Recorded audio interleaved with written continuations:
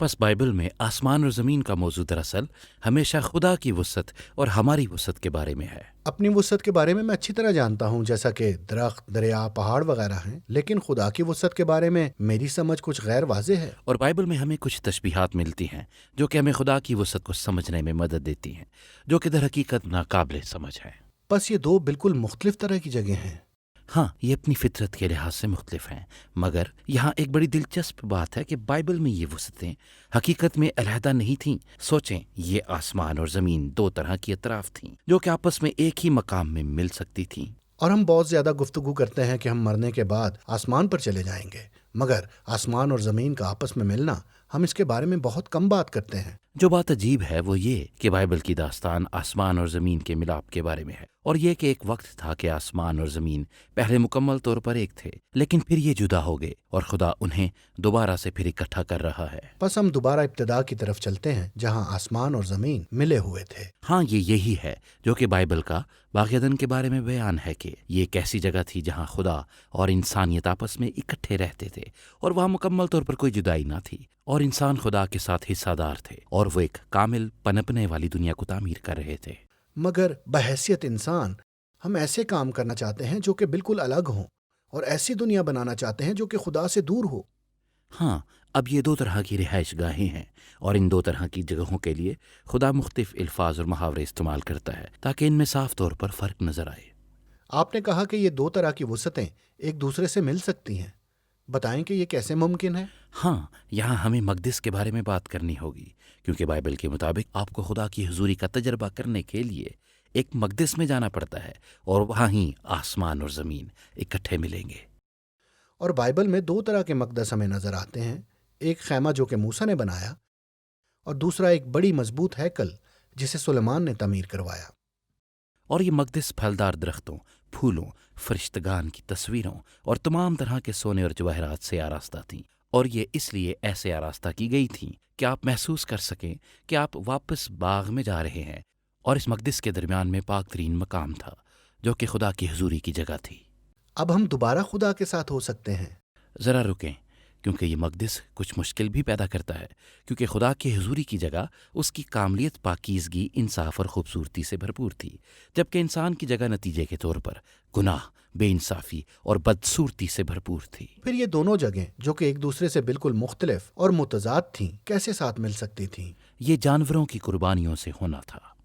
یہ ایک بہت ہی عجیب بات ہے، جانوروں کی قربانیوں سے یہ کیسے ہونا تھا؟ ہاں، یہ ایسے ہے کہ جانور آپ کی جگہ پر قربان ہوتا ہے، اور آپ کے گناہ اس میں جذب ہو جاتے ہیں، اور ایک صاف جگہ پیدا ہوتی ہے، اور ایسے آپ خدا کے مقدس میں داخل ہو سکتے ہیں، اور خدا کی حضوری میں بھی۔ اگر میں اسرائیلی ہوں اور یروشلم میں رہتا ہوں تو ممکن ہے میں خدا کی حضوری میں ہو سکوں۔ آپ نے کہا کہ خدا کی ساری کہانی آسمان اور زمین کے دوبارہ ملنے کے بارے میں ہے۔ ہاں، ہم اپنی کہانی کو جاری رکھیں گے نئے عہد نامے میں یسوع کے آنے تک، اور ہم یوحنا کی انجیل میں پڑھتے ہیں کہ خدا یسوع میں انسان بن کر آیا، اور وہ انسانوں کے درمیان بس گیا، اور کلام کہ اس نے اپنا مسکن انسانوں کے درمیان بنایا ایک بہت ہی اہم معنی پیش کرتا ہے کہ اس نے اپنا خیمہ انسانوں کے درمیان بنایا۔ یوحنا جو بات کہہ رہا ہے وہ یہ ہے کہ یسوع ہی اب ایک مقدس تھا جہاں آسمان اور زمین ایک دوسرے سے مل رہے تھے۔ اور جو اہم بات یسوع کے بارے میں ہے وہ یہ کہ وہ ایک صاف محفوظ وسعت میں نہ تھا، بلکہ لوگوں کو پاک کر رہا تھا، ان کو ان کی بیماریوں سے شفا دے رہا تھا اور ان کے گناہ معاف کر رہا تھا۔ وہ در حقیقت ایک آسمانی سما پیدا کر رہا تھا جہاں لوگ خدا کی حضوری میں آ سکتے تھے، اور وہ یہ سب کچھ گناہ اور موت کی دنیا کے درمیان کر رہا تھا۔ اس نے سب کو بتایا کہ آسمان کی بادشاہت ان کے درمیان ہے، اور اپنے شاگردوں کو بھی یہ کہتا تھا کہ وہ دعا کریں، خدا کی بادشاہت ان کے درمیان رہے، اور خدا کی مرضی جیسے آسمان پر پوری ہوتی ہے زمین پر بھی ہو۔ مگر کچھ لوگ یسوع سے خوف زدہ ہو گئے اور اسے قتل کروا دیا، اور پھر لگتا ہے کہ آسمان اور زمین کے ملاپ کا سارا منصوبہ برباد ہو گیا۔ مگر ہمیں واپس اپنی پہلی والی کہانی کی طرف جانا ہوگا، جہاں یوحنا استباغی یسوع کو دیکھ کر کہتا ہے کہ یہ ہے خدا کا برہ جو جہان کے گناہوں کو اٹھا لے جاتا ہے۔ پس یسوع جہاں خود کو مقدس کہتا ہے وہاں وہ اسی مقدس کی قربانی بھی ہے۔